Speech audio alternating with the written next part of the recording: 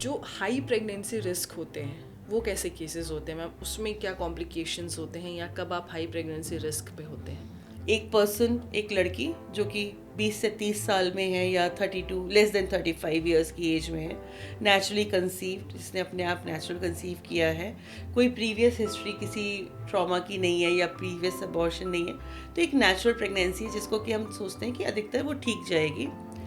अब in pregnancy इनके साथ अगर फैक्टर्स जुड़ने लगते हैं तो वो हाई रिस्क हो जाते हैं। A person more than 35 years of age अगर उसकी है तो ऑलरेडी एक हाई रिस्क पहले से हो जाता है। एक ओबीस पेशेंट में हाई रिस्क हो जाता है।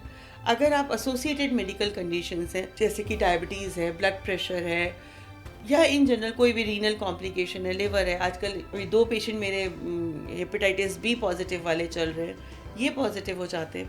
Then a pregnancy which is not singleton, single ना होकर मल्टीपल प्रेगनेंसीज है, जो कि आज की डेट में आईवीएफ और ये सब प्रेगनेंसीज में ट्विन प्रेगनेंसीज वगैरह कॉमन होती हैं। तो अगर इस टाइप की है तो वो हाई रिस्क हो जाते हैं।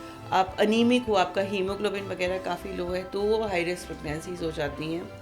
तो ये साथ में कुछ एसोसिएटेड फैक्टर्स अगर होते हैं तो ये हाई रिस्क प्रेगनेंसीज हो जाती हैं, जिसमें कि आपको एक्स्ट्रा ध्यान रखना पड़ता है। आपके डॉक्टर के साथ कंटिन्यूसली आपका कम्युनिकेशन होना चाहिए, उनके साथ रहना चाहिए। अल्ट्रासाउंड वेरी सेफ इन्वेस्टिगेशन होता है। आज के टाइम पे आपको ये कि अगर एक एक्स्ट्रा हो रहा है तो कोई फ़र्क नहीं पड़ रहा है, it's the safest investigation sound waves होती हैं। तो may be you will need 2 और 3 अल्ट्रासाउंड एक्स्ट्रा नॉर्मल प्रेगनेंसी से ज़्यादा, ताकि उसको हम लोग चेक कर सकें, कंटिन्यूसली मॉनिटरिंग कर सकें कि सब कुछ सही चल रहा है।